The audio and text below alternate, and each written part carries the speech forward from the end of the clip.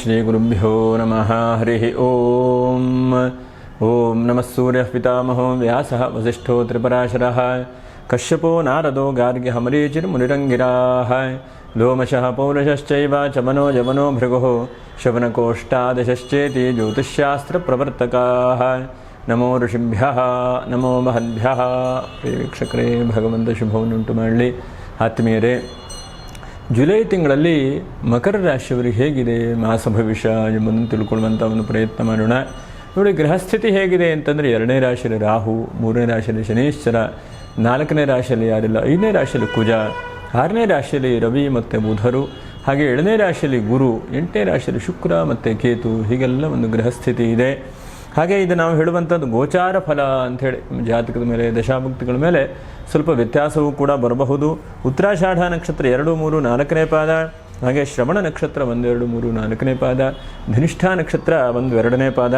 Video ಮುಗಿವರೆಗೂ ಕೂಡ ನೀವು ನೋಡ್ತಾ ಇರಿ. ನಕ್ಷತ್ರ ಪರಿಹಾರಗಳು ಏನು ಎಂಬುದನ್ನು ಕೂಡ ತಿಳ್ಕೊಳ್ಳುವಂತಹ ಒಂದು ಪ್ರಯತ್ನ ಮಾಡೋಣ.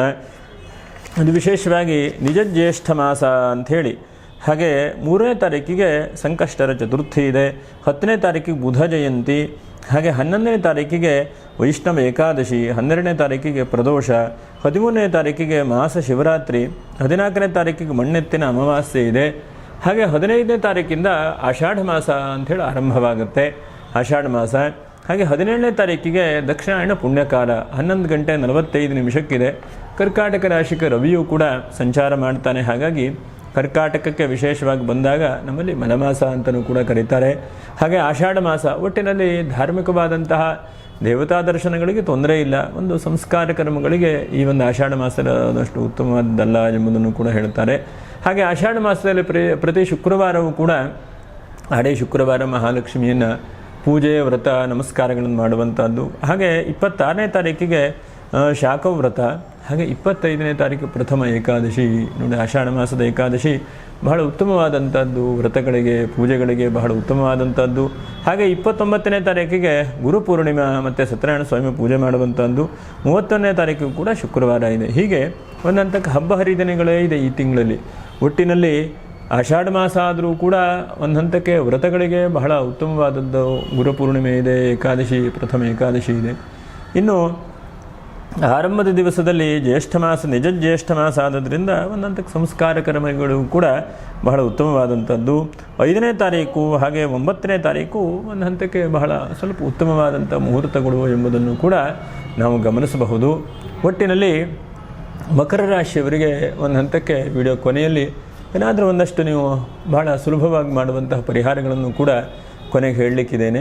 ಹಾಗೆ ಯಾರು ಈ ಒಂದು ಶ್ರೀ ವಿದ್ವಾನ್ ಮಂಜುನಾಥ್ ಭಟ್ ಹೇಳುವಂತಹ ಯೂಟ್ಯೂಬ್ ಚಾನಲಿಗೆ ಸಬ್ಸ್ಕ್ರೈಬ್ ಮಾಡಿರುವಂಥವರು ಸಬ್ಸ್ಕ್ರೈಬ್ ಮಾಡಿ, ಲೈಕನ್ನು ಮಾಡಿ, ಶೇರನ್ನು ಮಾಡಿ ಅಂತ ಹೇಳ್ತಾ, ಮತ್ತು ಇನ್ನೊಂದು ನಮ್ಮದು ದೇವತಾ ದರ್ಶನ ಹೇಳುವಂಥ ಯೂಟ್ಯೂಬ್ ಚಾನಲ್ ಇದೆ, ಅದಕ್ಕೂ ಕೂಡ ಸಬ್ಸ್ಕ್ರೈಬ್ ಮಾಡಿ ಅಂತ ಹೇಳ್ತಾ ವಿಡಿಯೋ ಪ್ರಧಾನವಾದಂತಹ ಭಾಗವನ್ನು ನಾವು ವಿಚಾರ ಮಾಡೋಣ. ನೋಡಿ, ಗ್ರಹಸ್ಥಿತಿಗಳ ಮೂಲಕವಾಗಿ ನಾವು ನೋಡ್ತಾ ಹೋದರೆ ಮಕರ ರಾಶಿಯವರಿಗೆ ಸಪ್ತಮ ರಾಶಿಯಲ್ಲಿರುವಂತಹ ಗುರು ಯಾವಾಗ ರಾಶಿ ನೋಡಲ್ಪಡ್ತಾನೋ, ಅಥವಾ ಗುರು ಯಾವಾಗ ಉಚ್ಚ ಸ್ಥಾನದಲ್ಲಿರ್ತಾನೋ, ಗುರು ಯಾವಾಗ ರಾಶಿಯಲ್ಲಿರ್ತಾನೋ, ಅಥವಾ ಕೇಂದ್ರ ರಾಶಿಯಲ್ಲಿ ತ್ರಿಕೋಣ ರಾಶಿಯಲ್ಲಿ ಇರ್ತಾನೋ, ಆವಾಗ ಯಾವುದೇ ರಾಶಿಯಾದರೂ ಕೂಡ ಆ ರಾಶಿ ಒಂದು ಹಂತಕ್ಕೆ ಬೆಳವಣಿಗೆಗೆ ಬರ್ತಾ ಇರ್ತದೆ. ಉದಾಹರಣೆಗೆ ಮಕರ ರಾಶಿಯವರಿಗೆ ಸಪ್ತಮ ದೃಷ್ಟಿಯಿಂದ ಗುರು ನೋಡಲ್ಪಡ್ತಾ ಇದ್ದಾನೆ. ಹಾಗಾಗಿ ನಿಮಗೆ ಹಿಂದೆ ಹೋಲಿಸ್ಲಿಕ್ಕೆ ಹೋದರೆ ಇತ್ತೀಚಿನ ದಿವಸದಲ್ಲಿ ಬಹಳಷ್ಟು ಅಭಿವೃದ್ಧಿಯಾಗುವಂಥದ್ದು, ಬಹಳಷ್ಟು ಜೀವನದ ಅಭಿವೃದ್ಧಿ ಪಥದಲ್ಲಿ ನೀವು ಬರ್ತಾ ಇದ್ದೀರಿ. ಒಂದಂತಕ್ಕೆ ಗುರುವಿನ ಆಗಮನ ಸಪ್ತಮ ರಾಶಿಯಲ್ಲಿ ಉಚ್ಚ ರಾಶಿ ಆದದ್ರಿಂದ ನಿಮಗೆ ವಿವಾಹಾದಿ ಮಂಗಲ ಕಾರ್ಯಗಳು ಯಾರ್ಯಾರಿಗೆ ಆಗ್ತಾ ಇರಲಿಲ್ಲ, ನಿಂತು ಹೋಗಿತ್ತು, ಅಥವಾ ವಿವಾಹ ಮಾಡಬೇಕು ಅನ್ನುವಂತಹ ಬಹಳ ಪ್ರಯತ್ನಗಳು ಆದರೆ ಸಫಲವಾಗ್ತಾ ಇಲ್ಲ, ಅಂಥವರಿಗೆ ವಿವಾಹಾದಿ ಮಂಗಲ ಕಾರ್ಯಗಳು ನಡೆಯುವಂಥ ಅವಕಾಶಗಳು ಬಹಳ ಮುಖ್ಯವಾಗಿ ಗಮನಿಸಬೇಕು. ಗುರು ಯಾವಾಗೂ ಕೂಡ ಬಹಳ ಮುಖ್ಯ ಶುಭವಾದಂಥ ಕೆಲಸವನ್ನು ಉಂಟು ಮಾಡ್ತಾನೆ.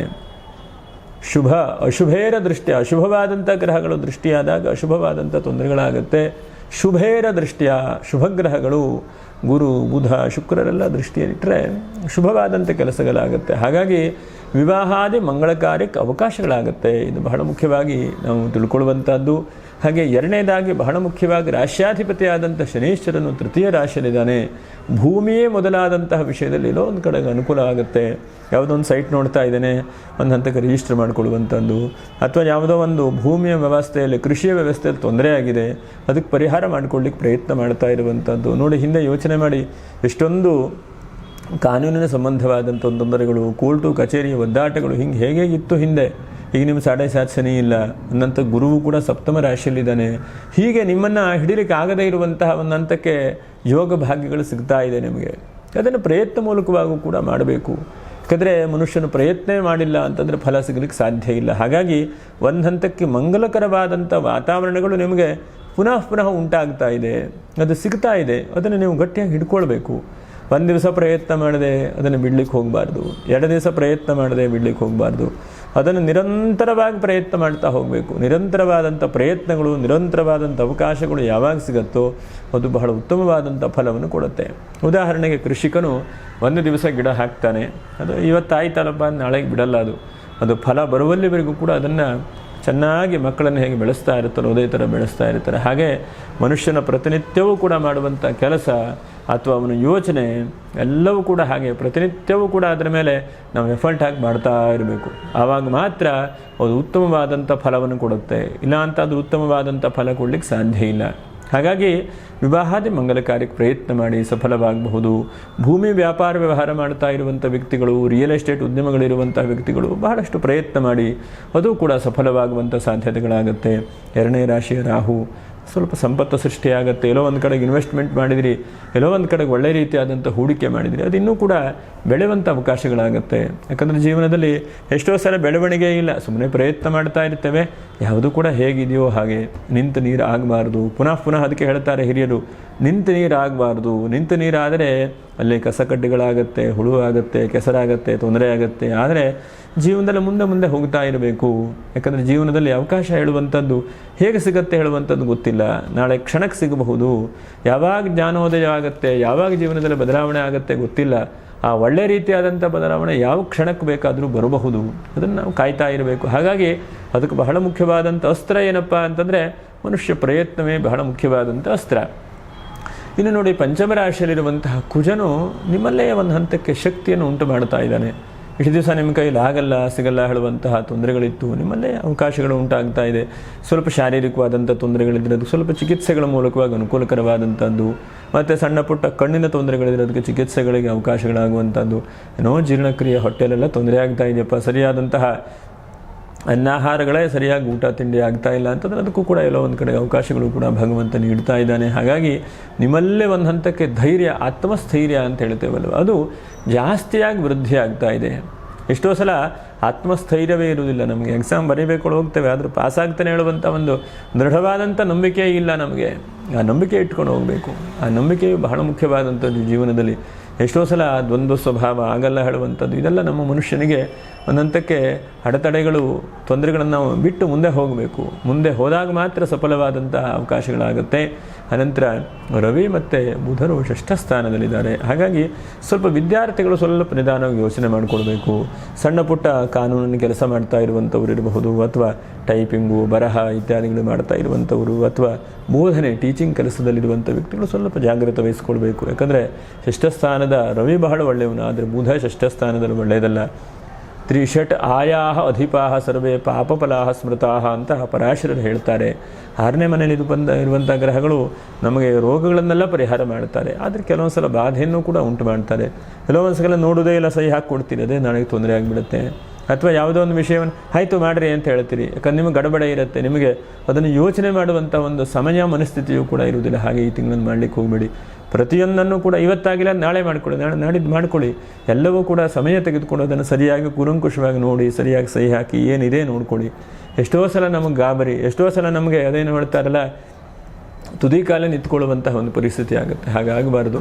ಅದಕ್ಕೆ ಸಮಯ ತೆಗೆದುಕೊಂಡು ನಾಳೆಗೆ ಆಗಬೇಕು ಅಂದರೆ ಇವತ್ತೇ ಸಂಪೂರ್ಣವಾಗಿ ಅದನ್ನು ನೋಡ್ಕೊಳ್ಳಿ. ಈ ಕ್ಷಣಕ್ಕೆ ಬಂದರೆ ಅದು ಆಗುವುದಿಲ್ಲ ಹೇಳುವಂತಹ ಒಂದು ತೀರ್ಮಾನವನ್ನು ಮಾಡಿ. ಯಾಕಂದರೆ ಜೀವನದಲ್ಲಿ ಎಷ್ಟೋ ಸಲ ಒತ್ತಡಕ್ಕೆ ಮಣಿಯುವಂತಹ ಒಂದು ಪ್ರಯತ್ನ ಆಗುತ್ತೆ. ಒತ್ತಡಕ್ಕೆ ಮಣಿಯಬಾರದು, ಹೀಗೆ ಆಗಬೇಕು, ಹೀಗೆ ಆದರೆ ಸರಿಯಾಗುತ್ತದೆ ಹೇಳುವಂತಹ ಆ ಪ್ರಿನ್ಸಿಪಲ್ನ ಇಟ್ಕೊಂಡ್ರೆ ಹಾಗೆ ಖಂಡಿತವಾಗೂ ಆಗುತ್ತೆ.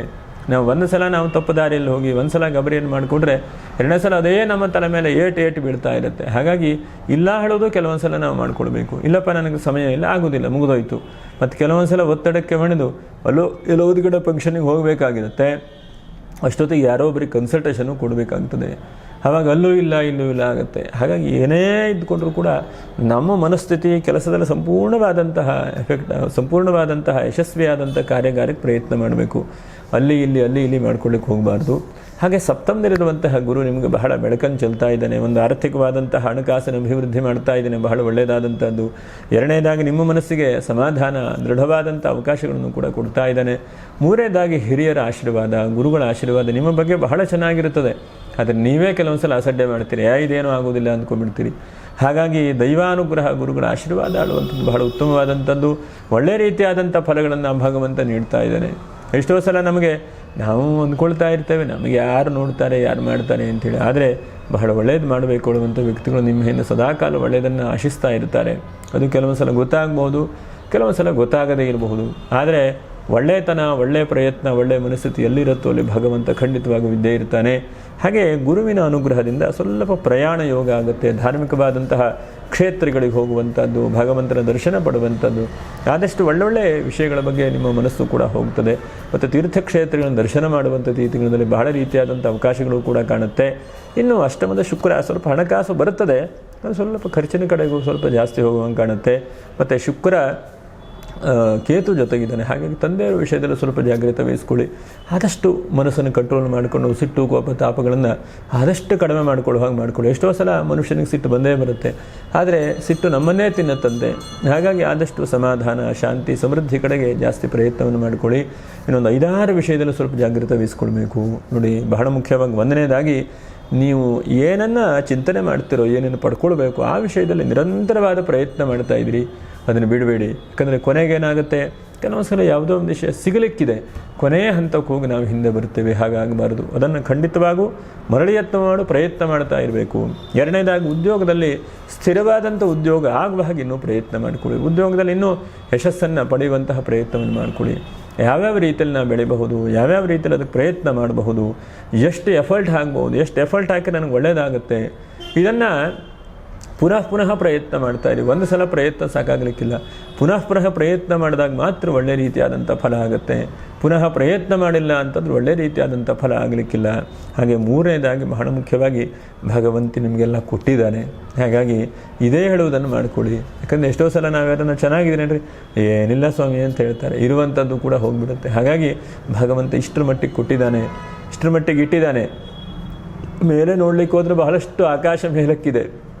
ಶ್ರೀಮಂತು, ದೊಡ್ಡ ವ್ಯಕ್ತಿಗಳು, ಸಾಧನೆ ಮಾಡಿದಂಥವರು ಬಹಳ ಮೇಲ್ಮಟ್ಟಕ್ಕಿದ್ದಾರೆ. ಆದರೆ ಭಗವಂತ ಇಷ್ಟನ್ನು ಗುಬ್ಬಚ್ಚಿಯಾಗಿ ಇಟ್ಟಿದ್ದಾನೆ ಹೇಳುವಂಥದ್ದನ್ನು ನಾವು ಸದಾಕಾಲ ಇರುವಿಕೆಯನ್ನು ಮರೆಯದೇ ಇದ್ದಾಗ ನೆನೀತಾ ಇರಬೇಕಂತೆ. ನಮಗೆ ಏನು ಅಸ್ತಿತ್ವವೇ ಇಲ್ಲ, ಏನೂ ಇಲ್ಲ ಅಂತಂದರೆ ಯಾವುದು ಇರಲಿಕ್ಕೆ ಸಾಧ್ಯ ಇಲ್ಲ, ಎಲ್ಲ ಒಳಗಡೆಯಿಂದ ಕಳೆದು ಹೋಗಿಬಿಡುತ್ತೆ. ಹಾಗಾಗಿ ಇದೇ ಸಿಗತ್ತೆ ಆಗತ್ತೆ ಹೇಳೋದನ್ನು ಪ್ರಯತ್ನ ಮಾಡ್ತಾ ಇರಬೇಕು. ಹಾಗೆ 5ನೇದಾಗಿ ಬಹಳ ಮುಖ್ಯವಾಗಿ ನೀರಿನ ವಿಷಯದಲ್ಲೂ ಸ್ವಲ್ಪ ಜಾಗ್ರತೆ. ಯಾಕಂದ್ರೆ ನೀರಿಂದ ಸಣ್ಣ ಪುಟ್ಟ ತೊಂದರೆಗಳು, ತಾಪತ್ರಗಳು ಬರಬಹುದು. ಹಾಗಾಗಿ ನೀರಿಂದ ಸಣ್ಣ ಪುಟ್ಟ ಸಮಸ್ಯೆಗಳು ಬರುತ್ತೆ, ಸ್ವಲ್ಪ ಒಂಚೂರು ಹುಷಾರಿಕೆಯನ್ನು ಕೂಡ ವಹಿಸ್ಕೊಳ್ಳಿ. ಹಾಗೆ ವಿಡಿಯೋ ಕೊನೆಯಲ್ಲಿ ಹೇಳಿದೆ ವಿಶೇಷವಾಗಿ ಮಕರ ರಾಶಿಯವರಿಗೆ ಒಂದು ಹಂತಕ್ಕೆ ನೀವು ಮಾಡುವಂತಹ ದೇವತಾ ಆರಾಧನೆಯನ್ನು ನಿರಂತರವಾಗಿ ನೀವು ಮಾಡ್ತಾ ಇರಿ. ಯಾಕಂದರೆ ಹಿಂದೆ ನೀವು ನೋಡಿದ್ರಿ ಎಷ್ಟೊಂದು ಕಷ್ಟ, ನಷ್ಟ, ತೊಂದರೆಗಳಿತ್ತು. ಆದರೆ ಹಿಂದೆ ಮಾಡಿದಂಥ ಪುಣ್ಯಾಂಶಗಳು ನಿಮಗೆ ಕೆಲವೊಂದಷ್ಟು ವಿಷಯದಲ್ಲಿ ನಿಮ್ಮನ್ನು ಎತ್ತು ಹಾಕಿ ಭಾಳಷ್ಟು ಮೇಲ್ಮಟ್ಟಕ್ಕೆ ನಡೆಸಿದೆ ನಿಮಗೆ. ಹಾಗಾಗಿ ಒಂದು ಧಾರ್ಮಿಕವಾದಂತಹ ದೇವತಾ ಆರಾಧನೆ ಇರಬಹುದು, ಅಥವಾ ಪೂಜೆ ಪುನಸ್ಕಾರಗಳಿರಬಹುದು, ಅಥವಾ ಒಳ್ಳೆಯದು ಅಂಥೇಳಿ ನಮ್ಮ ಹಿರಿಯರು ಏನನ್ನು ಜ್ಞಾನಿಗಳು, ಮಹಾತ್ಮರು ಅಥವಾ ನಮ್ಮ ಹಿರಿಯರು ಯಾವುದು ಒಳ್ಳೆಯದು ಅಂಥೇಳಿ ಹೇಳಿದಾರೋ ಅದನ್ನು ನಾವು ನಿರಂತರವಾಗಿ ಮಾಡ್ತಾ ಇರಬೇಕು. ಯಾಕಂದರೆ ಕೆಲವೊಂದು ಸಲ ನಾವು ಮಾಡಿದ ತಕ್ಷಣ ಫಲ ಸಿಗದೇ ಇರಬಹುದು, ಅಥವಾ ನಮಗೆ ಆಗದೇ ಇರಬಹುದು, ಅಥವಾ ನಮ್ಮ ಜೀವನದಲ್ಲಿ ಇನ್ನೂ ಕೂಡ ನಮ್ಮ ಪ್ರಾರಬ್ಧವಾದಂಥ ಕರ್ಮಗಳು ಸವಿಸಲಿಕ್ಕೆ ಇನ್ನೂ ಬೇಕಾಗಬಹುದು. ಹಾಗಂತೇಳಿ ಆ ಭಗವಂತನ ನಿರಂತರವಾಗಿ ಆರಾಧನೆ ಮಾಡ್ತಾ, ಭಗವಂತನ ದೃಢವಾದಂಥ ಭಕ್ತಿನ ಇಟ್ಕೊಂಡು ಮುಂದೆ ಹೋಗ್ತಾ ಇದ್ದರೆ ಸಿಗುವಂಥದ್ದು ಕಾದು ಸಿಕ್ಕದಾಗ ಬಹಳ ಒಳ್ಳೆಯದನ್ನು ಭಗವಂತ ಫಲ ಕೊಡ್ತಾನೆ. ಎಷ್ಟೋ ಸಲ ಮಕರ ರಾಶಿಯವರ ಹತಾಶೆಯನ್ನು ನೋಡಿದ್ದೇನೆ. ಬಹಳಷ್ಟು ಜನ ಒಂದು ಉದ್ಯೋಗದಲ್ಲಿ ಪ್ರಯತ್ನ ಮಾಡಿ ಮಾಡಿ ಮಾಡಿ ಯಾವ ಉದ್ಯೋಗ ಇಲ್ಲ, ಯಾವುದು ಸರಿಯಾಗುವುದಿಲ್ಲ ಉದ್ಯೋಗ ಹೇಳ್ತಾರೆ. ಆದರೆ ಆ ಉದ್ಯೋಗ ಸರಿಯಾಗಲಿಲ್ಲ ಅಂದರೆ ನಾನೇನನ್ನು ತಿದ್ದುಕೊಳ್ಬೇಕು, ನಾನೇನು ಸರಿಯಾಗಿ ಮಾಡಿಕೊಳ್ಬೇಕು, ನಾನು ಏನನ್ನು ಅದನ್ನು ಬದಲಾವಣೆ ಮಾಡಿಕೊಂಡ್ರೆ, ಅದು ಏನನ್ನು ಓದಿದ್ರೆ ಆ ಉದ್ಯೋಗದಲ್ಲಿ ಇನ್ನೂ ಫಲ ಪಡೀಲಿಕ್ಕೆ ಸಾಧ್ಯ ಇದೆ, ಇದನ್ನು ನೋಡಿಕೊಳ್ಳುವಂಥದ್ದೇ ಇಲ್ಲ. ಇದು ಸರಿ ಇಲ್ಲ, ಇದು ಸರಿ ಆಗಲ್ಲ ಹೇಳುವಂತಹ ಒಂದು ಜಿಗುಪ್ಸೆ ಹೇಳುವಂಥದ್ದು ಬಂದುಬಿಡುತ್ತೆ. ಆವಾಗ ಖಂಡಿತವಾಗೂ ಫಲ ಸಿಗುವುದಿಲ್ಲ. ಹಾಗಾಗಿ ಪ್ರತಿಯೊಂದು ಮನುಷ್ಯನೂ ಕೂಡ ನಾನು ಏನೇನು ಮಾಡಿಕೊಂಡು ಇನ್ನೂ ಕೂಡ ಚೆನ್ನಾಗಾಗ್ಬೋದು. ಒಂದು ಲೆವೆಲ್ಲಿ ನೀವು ಬಂದಿರ್ತೀರಿ, ಇನ್ನು ಈ ಲೆವೆಲಿಂದ ಮೇಲ್ಮಟ್ಟಕ್ಕೆ ಹೋಗಬೇಕು ಅಂದರೆ ಏನು ಪ್ರಯತ್ನ ಮಾಡಬೇಕು? ಒಂದಂತಕ್ಕೆ ನಾವು 1000 ನಂಬರು ಯಾವುದೊಂದು ಫೋನ್ ರೆಕಾರ್ಡಲ್ಲಿ ಸೇವ್ ಆಗ್ತಾ ಇದೆ, ಇನ್ನು ಜಾಸ್ತಿ ನಂಬರನ್ನು ಸೇವ್ ಮಾಡಬೇಕು ಅಂದರೆ ಏನು ಆಪ್ಷನ್ ಇದೆ ಅದನ್ನು ನಾವು ಹುಡುಕಬೇಕು. ಹಾಗೆಯೇ ನಾವು ಕೂತ್ಕೊಂಡಿರೋದು ಖಂಡಿತ ಸಿಗಲಿಕ್ಕಿಲ್ಲ. ಹಾಗಾಗಿ ಮರಳಿ ಯತ್ನ ಮಾಡು ಹೇಳುವಂಥ ಪ್ರಯತ್ನವನ್ನು ಮಾಡಿ ಒಂದು ಹಂತಕ್ಕೆ ಭಗವಂತ ಮಕರ ರಾಶಿಯವರಿಗೆ ಕೊಟ್ಟಿದ್ದಾನೆ. ಈ ಸ್ಟೆಪ್ಪಲ್ಲೇ ಇರ್ತೀರಿ ಅಂತಂದರೆ ಇನ್ನು ಮುಂದೆ ಅವಕಾಶಗಳಿದೆ. ಹಾಗಾಗಿ ಅದನ್ನು ಕೂಡ ನೀವು ಚಿಂತನೆ ಮಾಡಿ, ಅದನ್ನು ಕೂಡ ಸದಾಕಾಲ ಭಗವಂತನ ಮೇಲೆ ಭಾರ ಹಾಕ್ತಾ ದೃಢವಾದಂಥ ವಿಶ್ವಾಸ ಇಟ್ಕೊಂಡು ನಿರಂತರವಾಗಿ ನಾವು ಅದನ್ನು ಪ್ರಯತ್ನ ಮಾಡ್ತಾ ಇರಬೇಕು. ಆ ನಿರಂತರ ಪ್ರಯತ್ನ ಈ ಮಕರ ರಾಶಿಯವರಿಗೆ ಬಹಳ ಉತ್ತಮವಾದಂಥ ಸ್ಥಿತಿಯಾಗತ್ತೆ. ಮತ್ತು ನೀವು ಈ ಮಕರ ರಾಶಿಯವರು ಎಷ್ಟು ಸಾಧ್ಯ ಆಗೋದಷ್ಟು ಈ ಪ್ರತಿ ದಿವಸವೂ ಕೂಡ ಶನಿವಾರ ಶನಿ ಹೋರೆ ಶುರುವಾಗ್ತದೆ. ಇದು ಬಹಳ ಮುಖ್ಯವಾಗಿ ಗಮನಿಸುವಂಥದ್ದು. ಶನಿ ಹೋರೆಯಲ್ಲಿ ಸಾಮಾನ್ಯ 5:45 6 ಗಂಟೆಯಿಂದ ಸೂರ್ಯೋದಯ ಸಮಯ ಎಷ್ಟಕ್ಕಿರುತ್ತೋ ವ್ಯತ್ಯಾಸ ಆಗುತ್ತೆ. ಸಾಮಾನ್ಯ 1 ಗಂಟೆಗಳ ಕಾಲ ಆ ಶನಿ ಹೋರೆ ಇರುತ್ತೆ. ಆ ಶನಿ ಹೋರೆ ದಿವಸ ಶನಿವಾರ ದಿವಸ, ಯಾಕಂದರೆ ನಿಮ್ಮ ರಾಶಿ ಅಂತಂದರೆ ಆ ರಾಶಿಗೆ ಬಲಿಷ್ಠವಾದಂಥ ಶನೀಶ್ವರ ಅನುಗ್ರಹ ಮಾಡ್ತಾನೆ ಮಕರ ರಾಶಿಯವರಿಗೆ. ಹಾಗಂತೇಳಿ ಲಗ್ನ ಬೇರೆ ಇರಬಹುದು. ಲಗ್ನ ಫಲ ಹೇಳುವಂಥದ್ದು ಜಾತಕದ ರೀತಿಯಲ್ಲಿ ಬೇರೆ ಬೇರೆಯಾದಂಥ ಫಲಗಳನ್ನು ಕೂಡ ನಿರೂಪಣೆ ಮಾಡಿದ್ದಾರೆ ಶಾಸ್ತ್ರದಲ್ಲಿ. ನಾವು ಚಂದ್ರನಿಂದ ಕಲ್ಪನೆ ಮಾಡಿ ಚಂದ್ರನಿಂದ ಮಾತ್ರ ಫಲ ಹೇಳ್ತಾ ಇರುವಂಥದ್ದು. ಯಾಕಂದರೆ ಲಗ್ನ ಫಲಗಳೇ ಬೇರೆ ಇರುತ್ತದೆ. ಇದು ನಾವು ಗೋಚಾರದಲ್ಲಿ ಚಂದ್ರನಿಂದ ಯಾವ್ಯಾವ ಗ್ರಹಗಳು ಎಲ್ಲೆಲ್ಲಿದ್ದಾರೆ ಅದನ್ನು ನೋಡಿ ಹೇಳ್ತಾ ಇರುವಂಥ ಫಲ. ಹಾಗಾಗಿ ಪ್ರತಿನಿತ್ಯವೂ ಕೂಡ ನೀವು ಶನಿವಾರ ವಾರದಲ್ಲಿ 1 ದಿವಸ ಆ ಶನೇಶ್ವರನ್ನು ಧ್ಯಾನ ಮಾಡಿಕೊಳ್ಬೇಕು. ಭಗವಂತ ಈ ವಾರ ಶನಿ ಹೋರೆಯಲ್ಲಿ ಸಾಮಾನ್ಯ 6 ಗಂಟೆಯಿಂದ 7 ಗಂಟೆ 1 ಗಂಟೆಗಳ ಸಮಯದಲ್ಲಿ ಭಗವಂತ ಇಂಥ ಕೆಲಸಕ್ಕೆ ಹೊರಟಿದ್ದೇನೆ, ಇಂಥ ಕೆಲಸ ಈ ವಾರದಲ್ಲಿ ನನಗೆ ಸಕ್ಸಸ್ಫುಲ್ ಆಗಬೇಕು, ಈ ವಾರದಲ್ಲಿ ಒಳ್ಳೆ ರೀತಿಯಾದಂಥ ಫಲ ನನಗೆ ಸಿಗಬೇಕು. ಯಾಕೆ ಸಿಗಬೇಕು ಅಂತಂದರೆ ತೃತೀಯ ರಾಶಿಯಲ್ಲಿರುವಂಥ ಶನೇಶ್ವರನು ಭಾಗ್ಯಕ್ಕೆ ದೃಷ್ಟಿ ಇದೆ, ಶನಿನ ದೃಷ್ಟಿ ಇದೆ. ರಾಶ್ಯಾಧಿಪತಿಯಾದಂಥ ಶನೇಶ್ವರನು ನಿಮ್ಮ ರಾಶಿಗೆ. ಹಾಗಾಗಿ ಶನೇಶ್ವರನು ಪಾಪಗ್ರಹ, ಅವನು ಯೋಗಕಾರಕನಾದರೆ ಬಹಳಷ್ಟು ವಿಶೇಷವಾದಂಥ ಯೋಗವನ್ನು ಕೊಡ್ತಾನೆ. ನಿಮಗೆ ಸಂಪತ್ತನ್ನು ಕೊಟ್ಟಿದ್ದಾನೆ, ಕಬ್ಬಿಣದ ವಾಹನವನ್ನು ಕೊಟ್ಟಿದ್ದಾನೆ, ಭೂಮಿಯನ್ನು ಕೊಟ್ಟಿದ್ದಾನೆ, ಬೇಕಾದಷ್ಟು ನಿಮ್ಗೆ ಕೊಟ್ಟಿದ್ದಾನೆ, ಇನ್ನೂ ಕೂಡ ಕೊಡಲಿಕ್ಕಿದ್ದಾನೆ. ಹಿಂದೆ ನಿಮ್ಮನ್ನು ಚೆನ್ನಾಗಿ ಬಟ್ಟೆ ಹಿಂಡದ ಹಾಗೆ ಹಿಂದೆ ತೊಂದರೆಯೂ ಕೂಡ ಆಗಿದೆ. ಹಾಗಾಗಿ ಬಹಳಷ್ಟು ಬುದ್ಧಿಯನ್ನು ಕೂಡ ನೀವು ಕಲ್ತ್ಕೊಂಡಿದ್ದೀರಿ. ಹಾಗಾಗಿ ಆ ಶನೇಶ್ವರನ್ನು ಪ್ರಾರ್ಥನೆ ಮಾಡ್ಕೊಳ್ಬೇಕು. ಭಗವಂತ ಶನೇಶ್ವರ, ನನಗೆ ಇಂತಿಂತಹ ಕೆಲಸಗಳಾಗಬೇಕು, ಈ ತಿಂಗಳಲ್ಲಿ ಆಗಬೇಕು, ಈ ವಾರದಲ್ಲಿ ಆಗಬೇಕು, ಇನ್ನೊಂದು ಈ ವರ್ಷದಲ್ಲಿ ಆಗಬೇಕು, ಮುಂದಿನ ವರ್ಷದಲ್ಲಿ ಇಂತಹ ಕೆಲಸಕ್ಕೆ ನಾನು ಪ್ರಯತ್ನ ಮಾಡ್ತೇನೆ. ಆವಾಗ ಒಂದು ನಿಮ್ಮ ಒಳಗಡೆ ಇರುವಂಥ ಸಂಕಲ್ಪ ಸಿದ್ಧಿಯೂ ಆಗಲಿಕ್ಕೆ ಅವಕಾಶ ಆಯಿತು. ಎರಡನೇದಾಗಿ ನಿಮ್ಮ ಮನಸ್ಸು ಅದಕ್ಕೆ ಹೊಂದಿಕೊಳ್ಳುವಂತಹ ಪ್ರಯತ್ನಗಳು ಕೂಡ ಆಗುತ್ತೆ. ಇದು ಬಹಳ ಮುಖ್ಯವಾಗಿ. ಹಾಗಾಗಿ ನಮ್ಮ ಹಿರಿಯರು ಸಂಕಲ್ಪ ಮಾಡುವು ಅಂತಂದರು. ಸಂಕಲ್ಪ ಮಾಡಿದ್ರೆ ವಿಕಲ್ಪ ಆಗುವುದಿಲ್ಲ. ಆ ಸಂಕಲ್ಪವನ್ನು ಸರಿಯಾಗಿ ಮಾಡಿದ್ರೆ ಆ ಸಂಕಲ್ಪಕ್ಕೆ ಸಿದ್ಧಿಯಾಗಿಯೇ ಆಗುತ್ತೆ. ಯಾಕಂದರೆ ನಮ್ಮ ಮನಸ್ಸು ಅದಕ್ಕೆ ಸಿದ್ಧವಾಗುತ್ತೆ. ಇವತ್ತು ಮಧ್ಯಾಹ್ನ ನನ್ನ ಉಪವಾಸ ಅಂತಂದರೆ ಅವಾಗ ಒಳಗಡೆಗೆಲ್ಲ ಸಿದ್ಧ ಆಗ್ತಾ ಬರುತ್ತೆ, ಹಸಿವು ಸ್ವಲ್ಪ ಕಡಿಮೆ ಆಗುತ್ತೆ ಅಲ್ವಾ. ಹಾಗಾಗಿ ಏನೇ ಇದ್ದರೂ ಕೂಡ ಶನಿ ಹೋರೆಯಲ್ಲಿ ಶನಿವಾರ ದಿವಸ ಈ ಮಕರ ರಾಶಿಯವರು ಶನೇಶ್ವರನ್ನು ಪ್ರಾರ್ಥನೆ ಮಾಡಿಕೊಳ್ಳಿ. ನೀಲಾಂಜನ ಸಮಾಭಾಸಂ ರವಿಪುತ್ರ ಯಮಾಗ್ರಜಂ ಛಾಯಾಮಾರ್ತಾಂಡ ಸಂಭೂತಂ ತಮ್ ನಮಾಮಿ ಶನೈಶ್ಚರಂ ಅಂತ ಆ ಶನೈಶ್ಚರನ್ನು ಪ್ರಾರ್ಥನೆ ಮಾಡಿಕೊಳ್ಳಿ. ಒಟ್ಟಿನಲ್ಲಿ ಈ ಜುಲೈ ತಿಂಗಳು ಬಹಳ ಶುಭವನ್ನು ಕೂಡ ಉಂಟು ಮಾಡಲಿ. ಹಾಗೆ ನಕ್ಷತ್ರ ಪರಿಹಾರಗಳೇನು ನೋಡಿ, ಉತ್ತರಾಷಾಢ ನಕ್ಷತ್ರ ವಿಶೇಷವಾಗಿ 29ನೇ ತಾರೀಕು ಗುರುಪೂರ್ಣಿಮೆ ಇದೆ. ಸಾಧ್ಯ ಆದ ಮಟ್ಟಿಗೆ ಗುರುಗಳನ್ನು ಪ್ರಾರ್ಥನೆ ಮಾಡಿ ಅಥವಾ ಗುರುಚರಿತ್ರೆ ಪಾರಾಯಣೆ ಮಾಡಿ. ಮರೆಯದೇ ಇದ್ದ ಹಾಗೆ ಗುರುಚರಿತ್ರೆ ಪಾರಾಯಣೆಯಿಂದ ಗುರುವಿನ ಅನುಗ್ರಹವಾಗುತ್ತೆ. ಗುರು ಈಗ ನಿಮಗೆ ಬಹಳ ಚೆನ್ನಾಗಿದ್ದಾನೆ ಸಪ್ತಮದಲ್ಲಿ, ಆದರೆ ಇನ್ನೂ ಕೂಡ ಪವರ್ಫುಲ್ ಆಗುತ್ತೆ. 1 ಮೆಟ್ಲು ಹತ್ತುವಂಥದ್ದು 2 ಮೆಟ್ಲು ಹತ್ತಲಿಕ್ಕೆ ಅವಕಾಶಗಳಾಗುತ್ತೆ. ಇನ್ನು ಶ್ರವಣ ನಕ್ಷತ್ರದವರು ಮರೆಯದೇ ಇದ್ದ ಹಾಗೆ ನೀವೇನು ಮನಸ್ಸನ್ನು ಸಂಕಲ್ಪ ಮಾಡಿಕೊಂಡಿದ್ರು ಆ ಸಂಕಲ್ಪವನ್ನು ಮಾಡ್ತಾ ಹೋಗಿ. ಯಾಕಂದರೆ ನಿಮ್ಮ ಸಂಕಲ್ಪಗಳು ಹೇಗೆ ಅಂತಂದರೆ ಯಾವುದೋ ಒಂದು ಪಡೆಯಬೇಕು ಅಂತಂದರೆ ನಿಮ್ಮ ಮನಸ್ಸಿನಲ್ಲೇ ಒಂದು ಹಂತಕ್ಕೆ ಮಾಡ್ತಾ ಇರ್ತೀರಿ ನೀವು. ಆ ಮನಸ್ಸಂಕಲ್ಪ ಏನಿದೆಯೋ ತನ್ನ ಮೇ ಮನಃಶಿವ ಸಂಕಲ್ಪಮಸ್ತು, ಅದಕ್ಕೆ ಶಿವನು ಅನುಗ್ರಹ ಮಾಡ್ತಾನೆ. ಮನಸ್ಸಿನಲ್ಲಿ ನಾನು ಈ ತಿಂಗಳಲ್ಲಿ ಇದನ್ನು ಮಾಡ್ತೇನೆ ಅಥವಾ ಈ ತಿಂಗಳಲ್ಲಿ ಈ ಕೆಲಸ ಮಾಡ್ತೇನೆ ಹೇಳುವಂಥ ಶ್ರವಣ ನಕ್ಷತ್ರದವರ ಆ ಮನಸ್ಸಂಕಲ್ಪ ಏನಿದೆಯೋ ಅದನ್ನು ಮಾಡ್ತಾ ಬನ್ನಿ. ಅದೇನು ಬೇಕಾಗಿದ್ರೂ ಕೂಡ ಇರಬಹುದು. ಅಥವಾ ಏನಿಲ್ಲ, ಈ ತಿಂಗಳಲ್ಲಿ ನಾನು ನನ್ನ ಕೈಲಾದ ಮಟ್ಟಿಗೆ ಇಂತಹ ದಾನವನ್ನು ಮಾಡ್ತೇನೆ ಅಥವಾ ಇಂತಹ ವೃದ್ಧರಿಗೊಂದು ವಸ್ತ್ರವನ್ನು ಕೊಡ್ತೇನೆ, ಏನು ಬೇಕಾಗಿದ್ರೂ ಇರಬಹುದು, ಅದನ್ನು ನೀವು ಮಾಡಿ. ಹಾಗೆ ಧನಿಷ್ಠ ನಕ್ಷತ್ರ 1, 2ನೇ ಪಾದ ಮರೆಯದೇ ಇದ್ದ ಹಾಗೆ 17ನೇ ತಾರೀಕಿಗೆ ನಮಗೆ ದಕ್ಷಿಣಾಯಣ ಪುಣ್ಯಕಾಲ ಇದೆ. 11 ಗಂಟೆ 45 ನಿಮಿಷಕ್ಕೆ ಈ ದಕ್ಷಿಣಾಯಣ ಪುಣ್ಯಕಾಲ ಆರಂಭವಾಗುತ್ತೆ. ಹಾಗಾಗಿ ನಿಮ್ಮ ಕೈಲಿ ಏನು ಸಾಧ್ಯ ಆಗುತ್ತೋ ದಕ್ಷಿಣಾಯಣೆ ಒಂದು ಒಳ್ಳೆಯ ಸುಸಂದರ್ಭದಲ್ಲಿ ಏನಾಗುತ್ತೋ ಒಂದು ಕ್ಷೇತ್ರದಲ್ಲಿ ಸ್ನಾನಾದಿಗಳನ್ನು ಮಾಡಿ ಆ ಭಗವಂತನ ದಕ್ಷಿಣಾಯಣ ಪುಣ್ಯಕಾಲದಲ್ಲಿ ಏನಾದರೂ ದಾನಾದಿಗಳನ್ನು ಮಾಡಿ ಅಥವಾ ನಿಮ್ಮ ಮನಸ್ಸರಿಗೆ ಸಮಾಧಾನ ಕೊಡುವಂತಹ ಇದು ನಾನು ಮಾಡಿದ್ರೆ ನನಗೆ ಸಂತೃಪ್ತಿ ಆಗತ್ತೇಳಿ ಯಾವುದು ಅನಿಸುತ್ತೋ ಅದನ್ನು ನೀವು ಒಂದು ಒಳ್ಳೆಯ ರೀತಿಯಾದಂತಹ ದೇವತಾ ಸ್ತೋತ್ರಗಳನ್ನು ಮಾಡಿ, ಶಿವನ ಮಾನಸ ಸ್ತೋತ್ರವನ್ನು ಮಾಡಿ, ಅಥವಾ ಸಂಕ್ರಾಂತಿಯಲ್ಲಿ ಬಹಳ ವಿಶೇಷ ಅಂತಂದರೆ ಈಶ್ವರನ ಆರಾಧನೆ ಹೇಳ್ತದೆ ಅಂತ ಈಶ್ವರ ಆರಾಧನೆ. ಹಾಗೆ ಧನಿಷ್ಠಾ ನಕ್ಷತ್ರದವರು ವಿಶೇಷವಾಗಿ ನೀವು 17ನೇ ತಾರೀಕಿಗೆ ದಕ್ಷಿಣಾಯಣ ಪುಣ್ಯಕಾಲ ಇದೆ, ಸಂಕ್ರಾಂತಿ ಇದೆ. ಇಂತಹ ಒಂದು ಸುಸಂದರ್ಭದಲ್ಲಿ ಈಶ್ವರನ ಆರಾಧನೆಯನ್ನು ಮಾಡಿ 11 ಗಂಟೆಗೆ ಬೆಳಿಗ್ಗೆಗೆ ಸಂಕ್ರಾಂತಿಯ ಪುಣ್ಯಕಾಲ ಇದೆ. ಸ್ನಾನಾದಿಗಳನ್ನು ಮಾಡಿ ಪ್ರಾರ್ಥನೆ ಮಾಡಿಕೊಂಡು ಏನು ನಿಮ್ಮ ಕೈಲಿ ಸಾಧ್ಯ ಆಗುತ್ತೋ ಆ ಒಂದು ಭಗವಂತನನ್ನು ಮನಸ್ಸಿನ ಸಂಕಲ್ಪ ಇಟ್ಕೊಂಡು, ಹಾಗೆ ಹೀಗೆ ಅಂತೇನಿಲ್ಲ, ಭಗವಂತನನ್ನು ಭಕ್ತಿಯನ್ನು ಪ್ರಾರ್ಥನೆ ಮಾಡಿ ತೀರ್ಥಕ್ಷೇತ್ರ ಅವಕಾಶ ಇದ್ದರೆ ಅಲ್ಲಿ ಹೋಗಿ ಸ್ನಾನ ಮಾಡಿ. ದಕ್ಷಿಣಾಯಣ ಪುಣ್ಯಕಾಲವು ಕೂಡ ಬಹಳ ಉತ್ತಮವಾದಂಥದ್ದು. ನಮ್ಮಲ್ಲಿ ಮಕರ ಸಂಕ್ರಾಂತಿ ಉತ್ತರಾಯಣ ಪುಣ್ಯಕಾಲ ಆರಂಭವಾದಾಗ ಸ್ನಾನಾದಿಗಳನ್ನು ಮಾಡ್ತೇವೆ. ಹತ್ರ ದಕ್ಷಿಣಾಯಣ ಪುಣ್ಯಕಾಲ ಬಂದು ಕೂಡ ಸ್ನಾನಾದಿಗಳನ್ನು ದೇವತಾರಾಧನೆಯನ್ನು ಮಾಡಬೇಕು. ಅದನ್ನು ಮಾಡಿದ್ರೆ ಬಹಳ ಶುಭವಾದಂಥ ಅವಕಾಶಗಳಾಗುತ್ತೆ. ಒಟ್ಟಿನಲ್ಲಿ ಭಗವಂತನ ಅನುಗ್ರಹದಿಂದ ಮಕರ ರಾಶಿಯವರಿಗೆ ಎಲ್ಲ ಶುಭವಾಗಲಿ. ಮರೆಯದೇ ಇದ್ದ ಹಾಗೆ ಮಕರ ರಾಶಿಯವರು ಒಂದು ಕಾಮೆಂಟನ್ನು ಮಾಡಿ ನಮಃ ಶಿವಾಯ ಅಂತ. ಅದರ ಜೊತೆಗೆ ಏನು ನಿಮ್ಮ ಕೈಯಲ್ಲಿ ಸಾಧ್ಯ ಆಗುತ್ತೋ ಅಷ್ಟು ಈ ಒಂದು ನಾ ಹಿಂದೆ ಹೇಳಿದ್ನಲ್ಲ ವಿಡಿಯೋದಲ್ಲಿ, ಅದನ್ನು ಕೂಡ ಶನಿ ಹೋರೆಯಲ್ಲಿ ಮನಸ್ಸಂಕಲ್ಪವನ್ನು ದೃಢವಾಗಿ ಇಟ್ಕೊಂಡು ಮಾಡಿ. ಯಾಕಂದರೆ ಆ ಹೋರ ವಿಶೇಷವಾದಂಥ ಫಲವನ್ನು ಕೊಡುತ್ತೆ. ಹಾಗಾಗಿ ಹೋರಾಶಾಸ್ತ್ರ ಅಂತಲೇ ನಮ್ಮಲ್ಲಿ ಒಂದು ಶಾಸ್ತ್ರ ಇದೆ. ಅದನ್ನು ಕೂಡ ಸಮಯ ಆದಾಗ ಒಂದಷ್ಟು ವಿಡಿಯೋ ಮಾಡಿ ಅಪ್ಲೋಡ್ ಮಾಡೋಣ. ಅಧ್ಯಯನ ಮಾಡಬೇಕು ಹೇಳುವಂತಹ ಜಿಜ್ಞಾಸುಗಳಿಗೆ ಅಂತಹ ಪ್ರಯತ್ನಗಳನ್ನು ಕೂಡ ಮಾಡೋಣ. ಹಾಗೆ ಮುಂದಿನ ವಿಡಿಯೋದಲ್ಲಿ ಮತ್ತೆ ಭೇಟಿ ಮಾಡೋಣ. ನಮಸ್ಕಾರ. ಲೋಕ ಸಮಸ್ತ ಸುಖಿನೋ ಭವಂತು, ಸಮಸ್ತ ಸನ್ಮಂಗಲಾನೇ ಭವಂತು. ನಮಸ್ಕಾರ.